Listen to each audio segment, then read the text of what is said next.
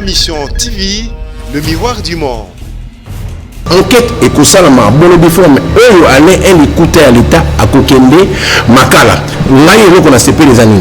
Après le Salawana Basali, Naleki na TV na bon, nous avons constaté que Bongo et Bima qui montent en tel, le Salami montent en tel. Donc il y a un problème. Mais ça, c'est pas le problème de la population qui nous a fait un plan de sortie. Par exemple, il y a le problème, il y a population T. On a un problème, il y a bateau Basala qui baïba T, l'État a coulé de la Bango. Mais population makamouana banquette là au Kangabato et tali bangote. Population ça n'a pas ça abîme. Avec l'hôpital, population ça n'a pas ça nzela na yeza malam. Nous allons fêter le 30 juin avec tous nos soeurs de moutons de Kinshasa en place. Prêtez oreille à tout ce qui se dit de gauche et à droite. Le gouvernement vous rassure que aujourd'hui même le Premier ministre vient d'instruire.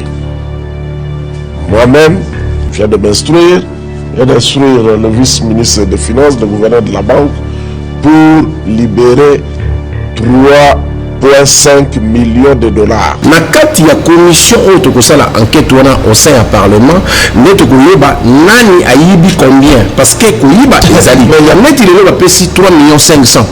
Biso na kati ya ba député, qu'est-ce qu'on a décidé chaque semaine? Pour contrôler bon Rubima. Tobandi, non, saut de mouton, il y a pompage, on a constaté où ça décide qui 100%, sauf que façon basalaki en gros, et zalaki mabé parce que nabassé na pembeni et sidi malamute. Selon DG à OVD, Assisi Moussala Naye, il y a 2 700 000. Kouta Zoro Baba Makamusika, ce n'est pas mon problème parce que moi j'ai fait mon boulot. Le constat qu'on avait fait avec OVD, Office de route, d'experts à finance, couteau entre d'experts à finance, na DG à OVD, na DG à OVD, contradiction, et ça qui n'a niveau à constater, baswana qui couteau, tout zuiba, document, il fait tout la finance, tout zui, merci. Directeur de cabinet à ministre de la Finance, M. Ngonga, j'ai tous les éléments. Merci DG à OVD, j'ai tous les éléments. Merci DG Office des routes, on a tous les éléments. Commission, et que ça la enquête, donc interpeller nos sur tout Oyo à Sali, parce que c'est tellement technique. Technique, la sens ligne. Donc on a que si le terrain te coûte, par exemple, 30%. Mais biso to qui style entrepôt, il y a limité, te coûte, babibéni à son mouton. Ma mission TV, le miroir du monde. Mbote na bino baimboka balandi émission babola bande konanga na mikila poto bozali ne sengo pona nini po bokolana na bokebi mai mazali koleka na mboka na biso bande kozomi na 26 provinces bokolanda ya solo pe bande konyoso oyo ba mesana kolanda émission babola na bandaka na mapinga ekolo oba ko batele ekolo ba soldat na biso na bosa na te ba policier na bandaka pe susu na ba médecin oyo ba yoki quand même mbela ya mbula matadi pona kotala ndenge ba yuko sala po te kimi ko ta surtout na yotadi ba grève na bango to bosa na raté ba étudiant pe bande konyoso balingaka musala yo ba mama bipupu la ba mama basala ka ete biso to zala na bosa na raté mama bimaka tongo pona koluka mapa ko sa famille na ba risque nyoso oyo bango bakutana nango ba wewa pe o ba sepeli po ete déjà solution mona pe na yotadi ba wewa na yotadi identification ya ba taxi moto pe bango nyoso to ba nini ya ko rekate to zana effectif a combien ba wewa po kimi ko to ko kuna ba boto ba wewa moto kuna zongi boy voilà bande ko balandi émission na bino babola yango yo e bandi likambo ya saut de mouton bande ko balandi saut de mouton oyo bandaki bandaka to sala ngo dossier bonaki bino moko passage ya baimboka ba député oyo bazwaki initiative na nzela mona mboka Jean-Marie Lukulasi oyo batambolaki ko visiter plus de 6 moutons ba 7 moutons na ville ya Kinshasa ba pesa ki résultat na bango kasi na sima pe to monaki IDPS na nzela ya président l'intérim mona mboka Jama Kabut atambolaki pe na ba député allié ya IDPS bango pe ba pesa ki ya bango to moni pe mbola matadi pe na sima adekese mbongo to lobi ete sengi to zongisa oyo to yambaki na plateau na biso pona ko fungola passage ya ba débat autour ya saut de mouton pour to monaki ko ba ko mo mesano kuna Vital Kamerhe directeur cabinet ba ete to bimisaki no solo autant limité kuna na ngabo bisa finance pas lobby mais les mokonzi mboka yemoko Fati Beton de ba bengaka akoti likambo yango pe na ko bisa bete azali mo bembo na mikila bapaya bozongi na ye mwana mboka Félix Tshisekedi alaki ete ako visiter ye moko pe ba saut de mouton na sima ba député koleka yango na ba kete esengeli tozongisa député national provincial tokoloba double brassard mwana mboka Jean-Marie Lukulasi oya kambaka G24 mwana mboka Jean-Marie Lukulasi mbote ne confère rien na banzi ete bakino bazali ne sengo particulièrement pour na komona ete bitumba oyo bino bomemaki bino bayimboka ba député na initiative na yo sengo to betelo mbote po ete to moni ba député belé ba vacances parlementaires balala ipongi to moni to la musi ba ndeko na botambolaki pe lelo to moni makambo ningani d'abord pour na yo komona ete mokonza mboka s'impliquer komona gouvernement ba s'impliquer tango moni bakino bakosepela pe bakozongiselo ba fleur okopesa message ya moto kota na émission na bakino bakolanda. OK, merci beaucoup na ndenge o beninga oyambangai nzambe ya pambola biso toza dimanche bao ba ke église nzamba za na bango bao ba fandi nzamba za na bango. C'est quoi le vrai problème? Pourquoi nous avons eu l'initiative de Zouaki? Pourquoi Nazouaki initiative où il y a contrôler saute mouton? Nazouaki a un pour la ligne. Na vivre qui cauchemar. Bouchon, maman moko a koufaki. Iboso ya ambassade, ya France, na bouchon aboti sur place. Na yena mwana bakoufi. Et c'est de là, j'ai dit mais attends. Qu'est-ce qui se passe dans Moussala où il y a ce temps?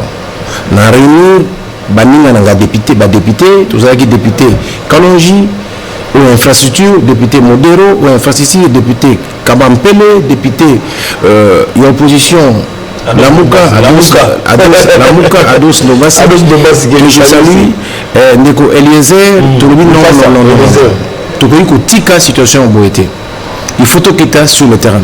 Alors, pour descendre sur le terrain, qu'est-ce qu'il faut faire? Mais selon l'élément où nous avons le ministère de la Finance a bloqué le Sambon. Alors, tout bengi, monsieur Ngonga, qui est le directeur du cabinet du ministre de la Finance, que je salue en passant, tout dit, il y a des conseillers, Bazali, Kosala Moussala, on a vérifié, des conseillers, entre autres conseillers Billy, Namoninga Naye.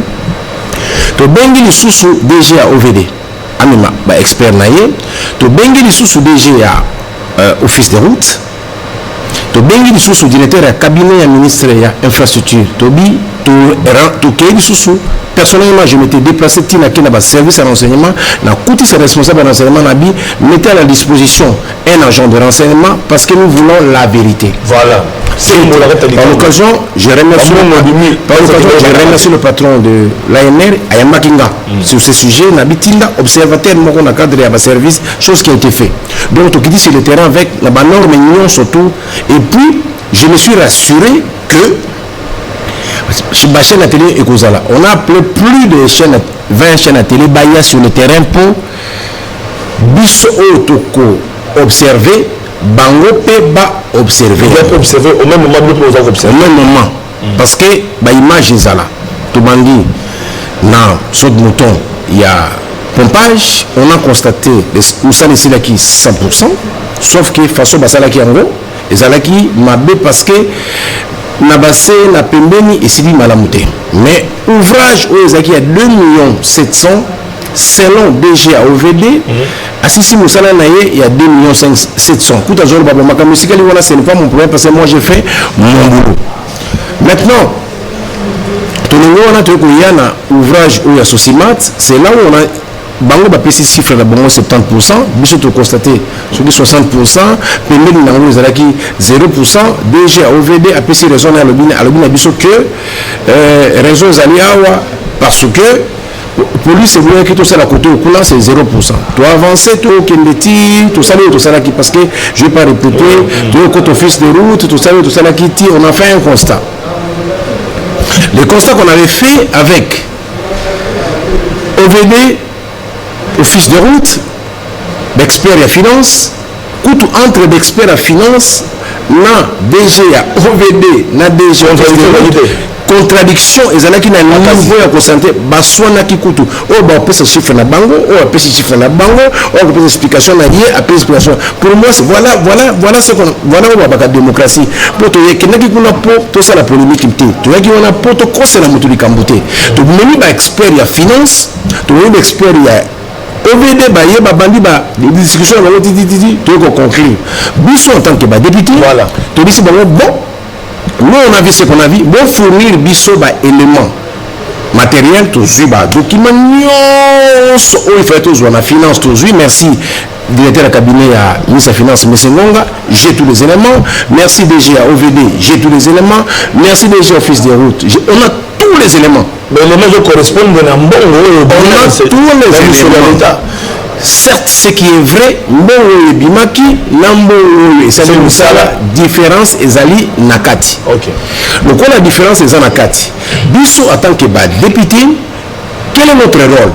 Tout ce qui est rapport à Bisso, depuis jeudi, l'Assemblée nationale, avant gouvernement et c'est la réunion en vendredi. Bisso s'est déposé qui rapport à Bisso, pas maman Janine Mabunda, présidente de l'Assemblée nationale, tout le rapport à Bisso. Rapport à Bisso. On a fait déjà le rapport, on était tellement rapide, on a fait notre rapport. Maintenant, la commission et que ça la enquête, donc interpeller notre surtout parce que c'est tellement technique. Technique la sens signé. Tu vois que sur le terrain tu coûtes ça exemple 30%. Mais biso to keneki tina entrepôt il y a limité to coûte ba bibende à sauto mouton. On va commandaki. To coûte nyonso to za couleur à blé. To coûte nyonso basi basomba. Le quoi nyonso basomba. Maintenant qu'est-ce qu'il y a au juste? Ba expert oyo basala kama kambwana bako comparer nombre ya basoto moto, nombre ya babrique ekoti, nombre ya basima ekoti, nombre ya babiloko basai na sama bene parce que terrain Kinshasa eza marikage mai eza na se. Lokola mai eza na se, tokosala ba expert sikoyo bakoyeba contrôle moyo kozala bayeba eloko nini basali. Eloko nini basalaki, mbongo oyo bimaki, ba expert bayebi ke 1 mètre et ça la magana 10 briques et ça la nini après comme ça ceux qui basisi surtout na kati ya commission auto que ça la enquête au sein du parlement net koyeba nani ayibi combien parce que koyiba ezali c'est ça koyiba ezali parce que différence ezali le quoi différence ezali et cause la différence ya munene comme peut cause la différence ya muke comme peut cause la commande musuba passer na poto et yena noté toutes ces histoires là nous devons réunir ça mais sauf que là débat où il est entre le ministère de la Finance, la mission na ba DG à OVD, quoi que ça makasi qui va beta na makofi, quoi que ça makasi. Donc là quoi que ça makasi alors expert ba kokota. Là il est qu'on a CP les années. Après nous sala wana basali, na leki na TV na bon, nous avons constaté que Bongo et Bimaki montant tel, nous sala salami montant tel. Donc il y a un problème. Mais ça, c'est pas le problème de la population quinoise. C'est pas un plan de sortie. Exemple, il y a le problème, il y a population. On a un problème, il y a bateau Basaraki, Baïba, l'État a commandé la bango. Vendredi, par exemple, Basali, passage Nabiso est bousculé et boosté par politicien.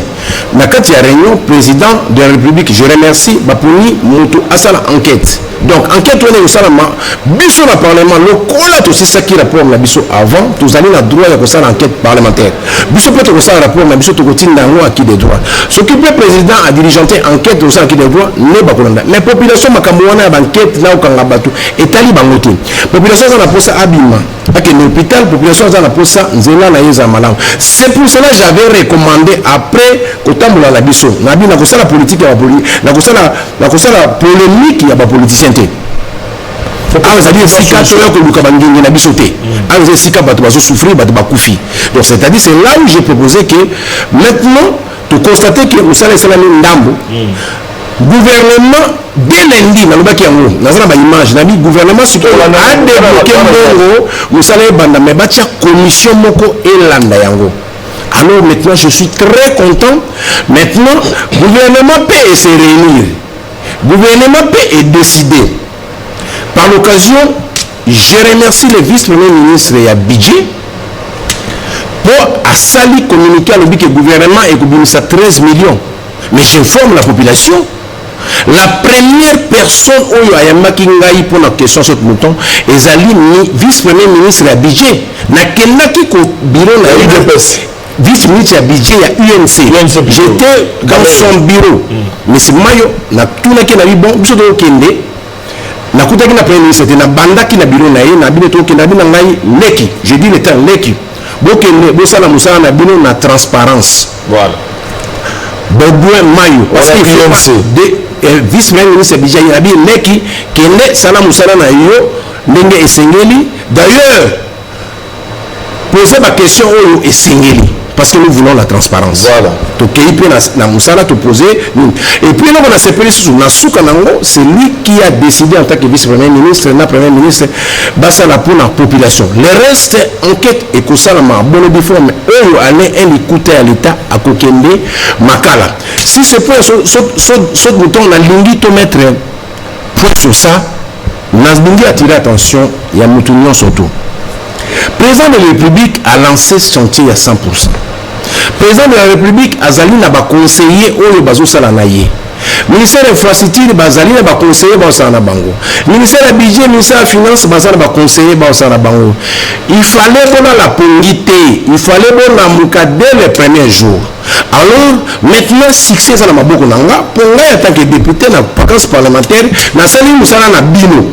Ntango c'est musala na bino na ngai moko pe na booster nzambe asali tokene parce que bino rôle na bino ya li bosa la suivi ya ba travaux net il est pesi 3 500 000 biso na kati ya ba député qu'est-ce qu'on a décidé chaque semaine toko kita na terrain pour contrôler bon bino voilà moi mboka sama ko la somoni kana tikela ko matin pour le bamé jambo toko tambili parce que biso to le bakaite les paroles s'envolent mais biso na système mali sur le courant sur le bakaite les vidéos restent na ba descente tozali na makamolo baki tozali pe na maloba oyo ya bande ko na biso ba ministre bazali na français quand même pour na bande ko ba ko na biso to kozala obligé na biso so lingala tout ça pour bande ko ba yoka yambo to kota wana to constater contradiction munene entre gouvernement bino bande ko bokitaki IDPS bengi na lobo commission na bino bokitaki bolobaki dernier bande ko ba ko ba 50% bino bokonstataki ba 50% et quelques contrairement biso to constataki ma travaux biloko eza sur le terrain oui. Tout le monde sur terrain sur terrain je dis bien sur terrain eza sur terrain tout le monde a qui 40 à 45% on a constat tout le monde qui mais tant que tu as un matériel ou un mandat qui est invisible tant que tu as une explication qui est assez à ma belle 30 mètres c'est 50 tout ça mais tu constates que si Malabino on aura déjà Makabout président vice-président de l'Assemblée nationale et le monde a député n'a pas lié nous tambola qui peut bango ba bikuna ba mongi lokote ba mongi lokote malunga te bon on peut savoir rapport na bango na ko comprendre démarche na bango parce que j'ai suivi personnellement le président Jean-Marc Abound qui a dit il a constaté 30%. Voilà. Il a dit 30%. Voilà. Mais c'est les 30% visibles parce qu'il y a quelqu'un qui n'a pas experté. Donc il y a mis sur le terrain visible 30%.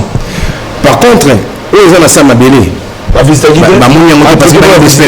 Expert va visiter donc pourcentage entrepôt va visiter pourcentage de 30% au président Jean-Marc Abound à Pesaki il faut ajouter ils ont un sous-sol pour avoir mon yangoté na entrepôt donc il faut ajouter mais alors c'est pour cela mais bon il faut ajouter ça veut tantôt ça ma déclaration il faut qu'il n'y ait pas expert sur place voilà avantage notamment expert avantage OVD expert à finance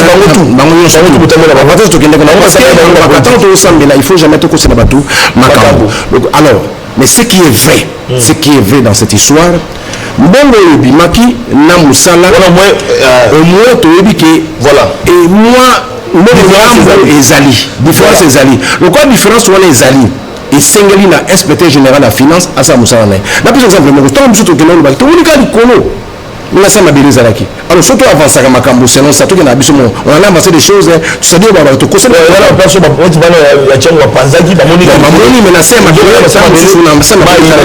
mais place wana oyo ba panzaki bana tchango baza quand même la raison parce que c'est l'unique endroit vraiment musala sa immunité parce qu'il faut dire des choses qui n'est pas pour la place wana même na c'est musala sa immunité ah d'accord c'est pour la précision la place wana oyo population le baki une précision mais ce que ça dit en général nous sommes basali l'état de bas 70% bon mais bon nous sommes 50% quoi donc il faut voir tout ça là même voilà chef d'état s'impliquer voilà bande Valentin yamboto koba esengeli to baki était un système ali sous du coalition azako le ba ka te to za bilili Donc on se prend dans la plateau, Malobaki.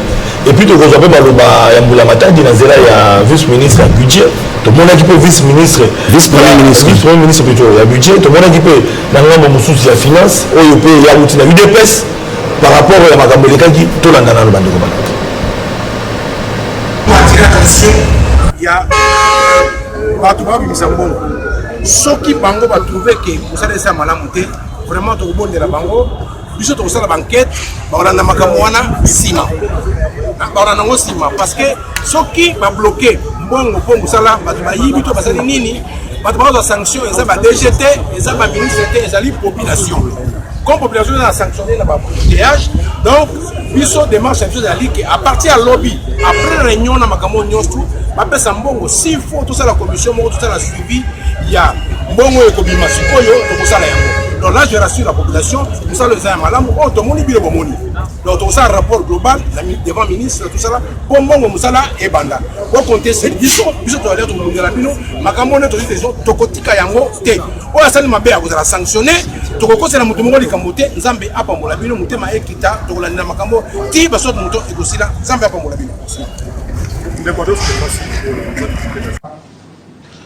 Prêtez oreille à tout ce qui s'est dit de gauche et à droite.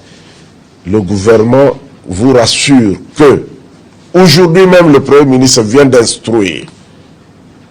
Moi-même, je viens de m'instruire, je viens d'instruire le vice-ministre des Finances, le gouverneur de la banque, pour libérer 3,5 millions de dollars sur les 13. Aujourd'hui même, l'OVD aura 1,5, tandis que l'office de route 2 millions de dollars. Et chaque semaine qui suivra, nous allons faire un décaissement presque d'autant pour terminer les besoins financiers de ces deux entreprises, de ces deux établissements publics, de ces deux régies, jusqu'à atteindre 13,5 millions de dollars d'ici mai. Et nous voulons demander au peuple congolais, surtout à la population quinoise, de tenir encore. Il y a eu un temps qui s'est passé, il n'y a pas eu de financement, c'est parce que les finances étaient un peu difficiles à gérer, mais maintenant nous prenons l'engagement que nous allons fêter le 30 juin avec tous nos soeurs de moutons de Kinshasa en place. Que donc le peuple prenne encore son mal en patience. Nous le lui demandons et nous prenons l'engagement. Le gouvernement prend l'engagement de tout terminer avant le 30 juin, quand nous fêterons le 60e anniversaire de notre indépendance. Nous voulons que nos invités qui vont venir, et nous-mêmes la population congolaise, nous ayons des infrastructures dignes de notre capitale. Et le vice-premier ministre, ministre des ITPR, a été chargé de suivre et d'encadrer les deux régies pour que le tout se fasse comme convenu. Voilà l'essentiel de la réunion. Voilà, moi, je suis un peu rapport final na bakonzi pour être solution mon na pe ba o ba détourner et tout le kozala tout le monde mokonzambo ka s'impliquer tout le monde menga na lingina bakisa boye ba détourner parce que yo mo be te bosali constat mbongo ezali na moi marge moko boye ekomunga coup de chapeau d'abord na initiative aux yeux et ça peut jouer na ba député nous soutenir nous ça na bino pendant vacances parlementaires de le résultat tout le monde va député nous sommes en vacances parlementaires ba copé na poto parce que qui la photo bon tant que on va en 2021 22 dans le gouvernement rappeler la population on va mettre une position pour la mission j'aimerais le courage pour la population résultat au gouvernement lui on l'a qui d'abord on a la conviction que après le débat entre des cabinets chef de l'État le ministre la finance que le résultat au monde tout le monde résumé pas 3 jours réaction c'est ça la force c'est ça la force de la population c'est ça la force d'un député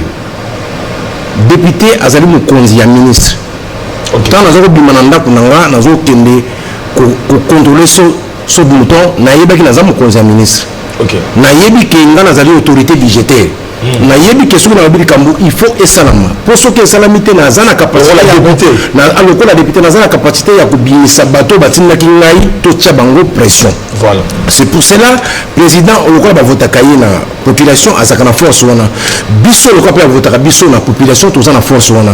Moi je suis un homme populaire mutu nyonso ayebi yango na koma popularité na nga nazwa yango na kisite popularité na nga nazwa yango na social na fana na population nasala ONG na nga G24 c'est-à-dire na yebi pasi ya population.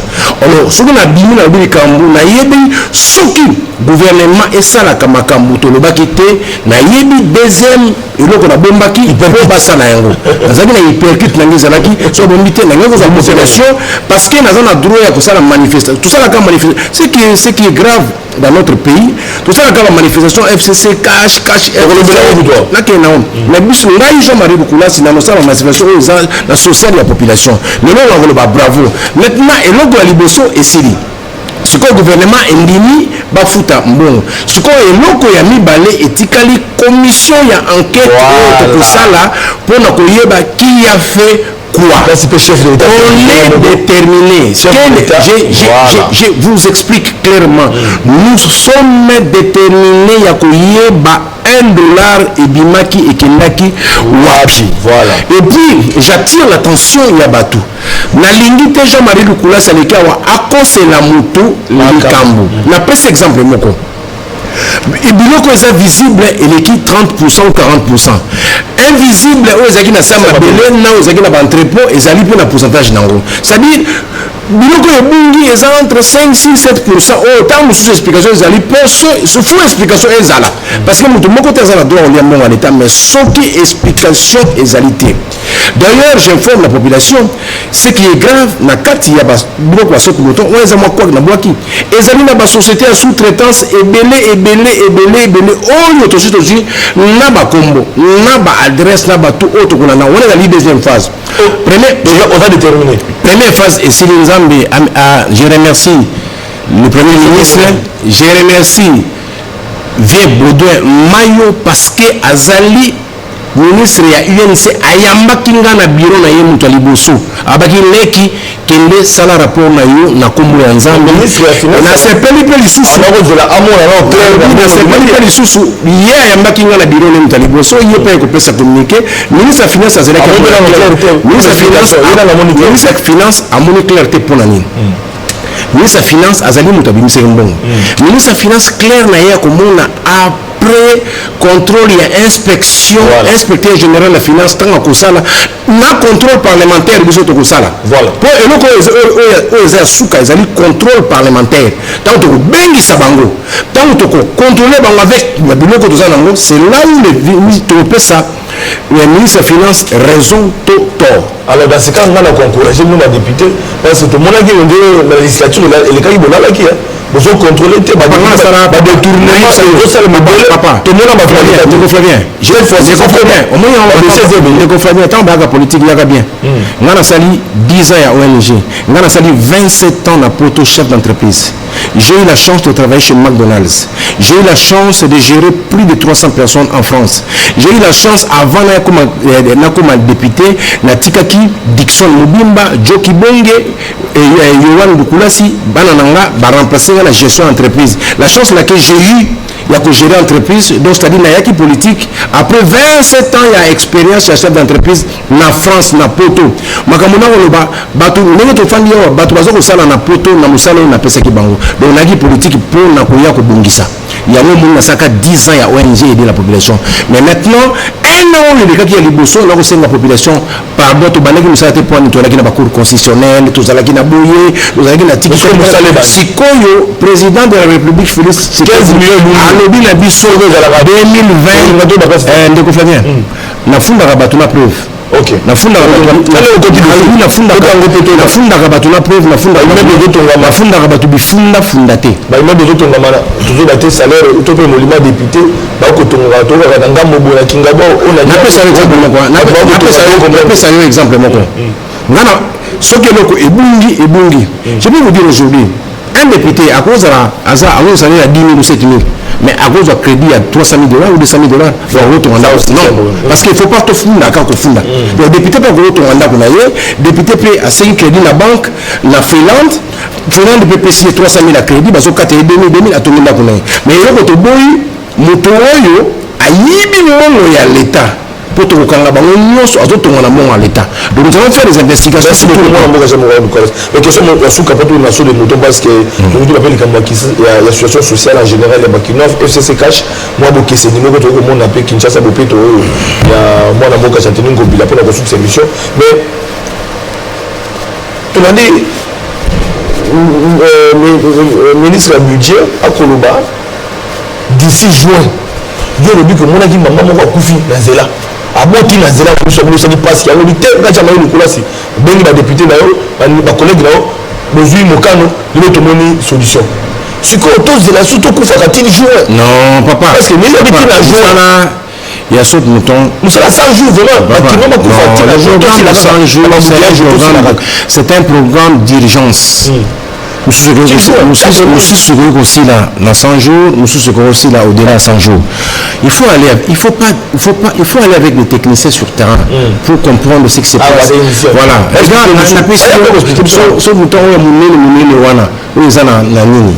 On a posé des questions. Bon, déjà OVB, la DGA, Office des routes.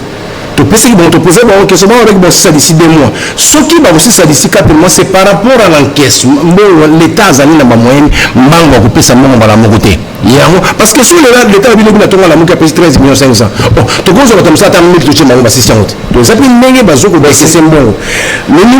il faut que le vice-premier ministre il y a déjà le but que tu connais que c'est mouké. Donc, ça peut que c'est la mouké. Parce qu'il faut que tu aies la population. Au moins, on va créer une polémique qui n'a pas de sens. Parce que décaissement est bon. Au moins, on va bouton. Et quand ici, économie est mboka. On a par exemple transcose du tout le transcose ça là na mona moko azwa les candidats bingana ke na robeta mababi bangana ngana zonga par 10 000 ce qu'on a zonga na 1000 toute cette histoire là économie moko pour la bana batanga la ville alors à 4h du matin tout ça alors voilà et là on senga bakina mais là on senga bakina pour la sorte longtemps bango bazu décision il y a coupé ça mon 3 500 biso peto tout ça conférence j'annonce une conférence de presse demain. Déjà, conférence de presse, on va annoncer ma décision pour la suite à Makambo. Et puis, première décision, 3 500 000 au bâtiment, $1, si les indotaux, l'andango chaque jour, tu connais le magasin, tu vas consommer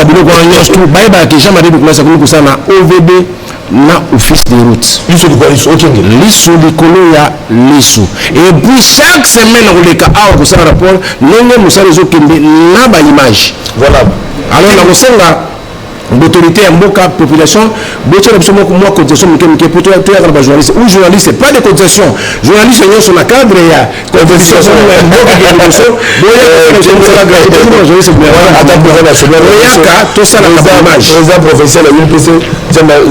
Jean-Marie Kassamba nasengi président provincial Jean-Marie Kassamba ati rabiso ba journaliste gratuitement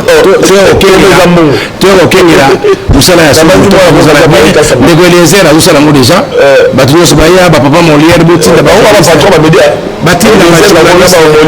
congolais mpe vie na biso mayo attaque vice ministre budget akosa mpe budget akoki kosala budget moko afuti directement na bajournaliste balandaka biso semaine nyonso to mpona baimage bato congolais alanda tolandaka sikoyo construction so nta en live motamboli en même temps salubrité pas vous à Kinshasa vous constatez. Et puis plein de sorties à Christ Pascal Otali qui déjà concernant Kilbo Peto, il faut dire le terme qu'il faut. Concernant Kilbo Peto, il y aura jamais, et j'insiste, un gouverneur de la ville de Kinshasa a réussir Kilbo Peto ou Kinshasa Bopeto sans contribution de la population.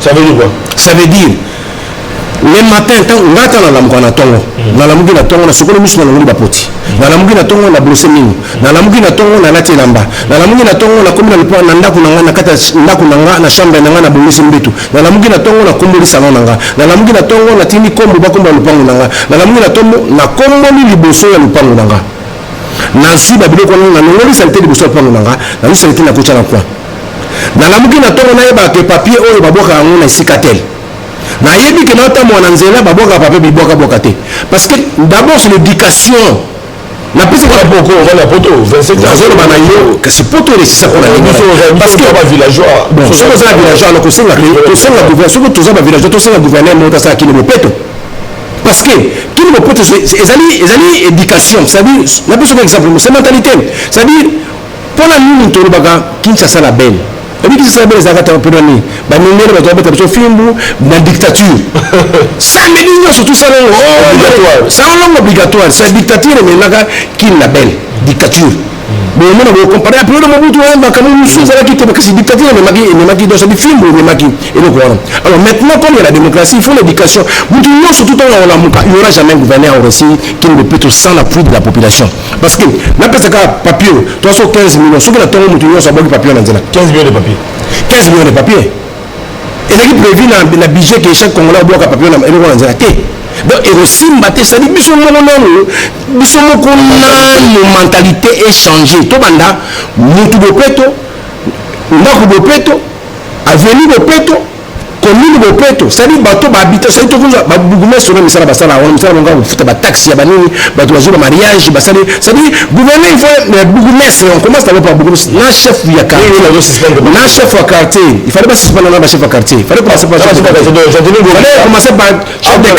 chef ya soki ya nini ça dit mutu nyonso soka la muki na tongo salon obligatoire 4 fois la semaine il faut ba sala bato moko mosala bango brigade ya salubrité na baveni nyonso tu basalaka bacontrevention moto abwaki papier na nzela contravention kende na poto suba na nzela suba na balabala polisi azwa omona kolapa na poto suba na nzela basuba na yo moko bongo na nzela omona polisi contravention ozwa soki sala ere obima te ça dit nous devons arriver à cette éducation là parce que si on dit seulement kini bopeto gouverneur ça ne marchera pas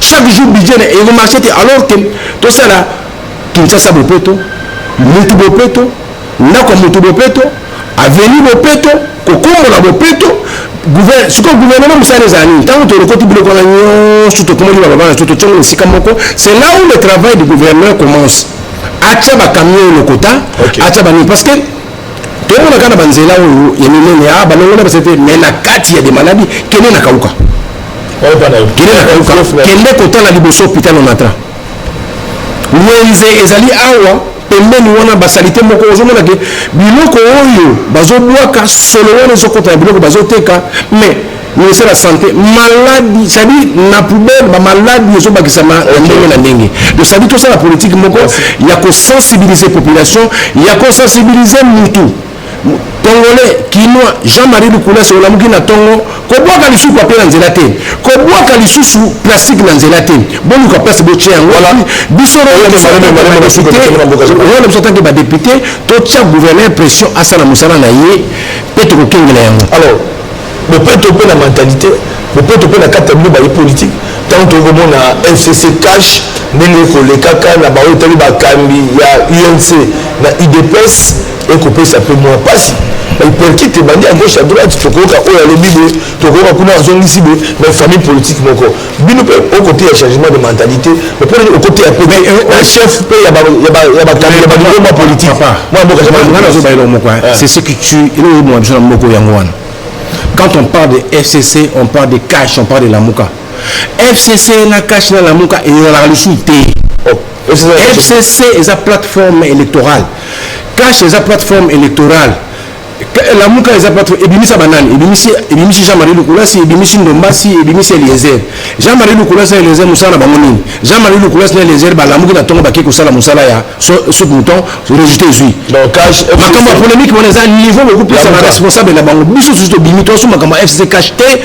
Député Ozakunate. L'histoire de FCC c'est le responsable parce que quand tu me poses la question cash na FCC na hotela suko na FCC autorité morale na ngazuleka il faut na luba makambo ko sepelisaye donc tuna na question cash na autorité morale na hotela luba makambo et sepelisaye donc tuna makambo na muka autorité morale na hotela il faut na sepelisaye c'est intéressant or que toza susu makambo cash na ba la muka te toza ba député ya population toza ba député ya population toza ba député na bango te to kata lien on na bango bazali initiative pe ba uti pas député à la muka lobi na yo tozali na Eliezer tozala ados mbasi tola lokula si tola FCC tola cash tosi tokoma bato moko non tokabona te pour preuve tokenda na assemblée FCC cash na assemblée na sala campagne ya Jean-Marc Kabound na dans la FCC aza moto cash na sala campagne na ye ba loi nyonso lekana na assemblée FCC cash ba votaka yango to votaka yango tangela nga loi moko oyo ye na assemblée to boko voter to votaka yango ça dit problème na bango problème na biso za communication entre bango il y a cette communication na bango et puis na batala ko na bango balekaka na bashia ko bomamboka baso fuma le vrai problème c'est qu'on mboka zo kufa parce que mutu mo le kana dimanche qui n'a rien à voir avec makamba ya député aleka fingi responsable numéro ya cash a fingi responsable numéro ya député ba on a besoin de militante papa c'est la militant il dépasse la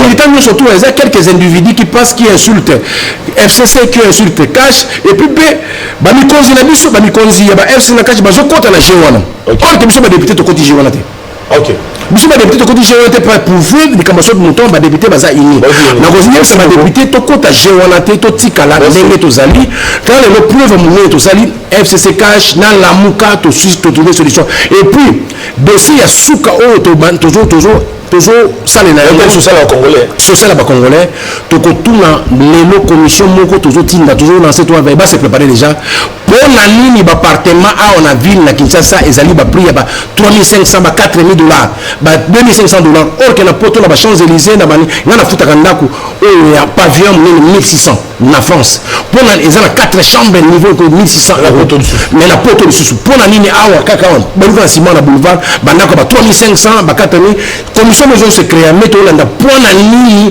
ba ndako wana ezali cher alors ba o ba la loyer ba 10 mois ba loyer ba propriétaire wana nyo 10 mois ba loyer si so muto so muto toujours na labino ba député professionnel labino ba tala pelika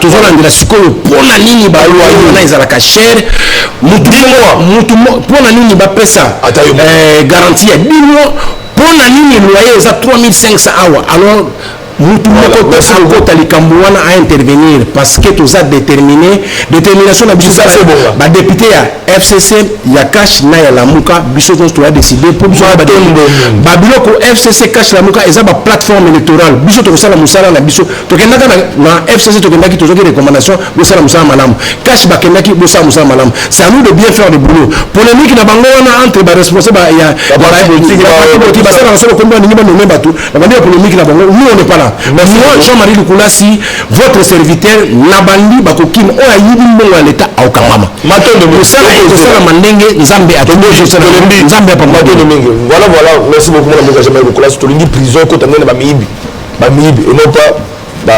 Prison, quand on journaliste, papa, diffamation, au Bonabouité, au député, voilà. Mathieu Moukibal. Toringela abima parce que pas bunda tant qu'on dénoncer la dossier fondamental te tolingi impunité te tolingi ba wa tolingi bane tant on va dénoncer des services à sécurité la ndeli motona ibaki sur le papa Fabien tolingi musala esalama avec transparence nabino ba journaliste ndenge biso to sala siko attends mingi voilà pour cela ba tout comme merci beaucoup tout merci ko ça ba tout to kolandela biso pe système biso ko biso to kolandela makamelo le ka bande ko balandisa ke sengo pona ko yamba Jean-Marie Lukulasi na émission spéciale to kundola pona ko tala vraiment mambi batali Congo Kinshasa sont des moutons avec la polémique la base la clôturer déjà la polémique il y a sur des moutons l'initiateur il y a ma député au Bakita qui peut commander la matin il peut me konzamoka di bana ya mboka mwana mboka afiti sekedi alobete akozonga ko visiter ba sur des moutons là yemoko mwana mboka président République Félix Sekedi peut te dikamo ningisi de l'ombi ba moutons mais d'ici juin et to kosoka boni juin et puis c'est 4 mois il y a embouteillage donc kufa ba de pression c'est vidéo les gars voilà mwana mboka za ko kasa mato bomi tout le temps mais inviter nous sous tout kabana nzambe pambola mato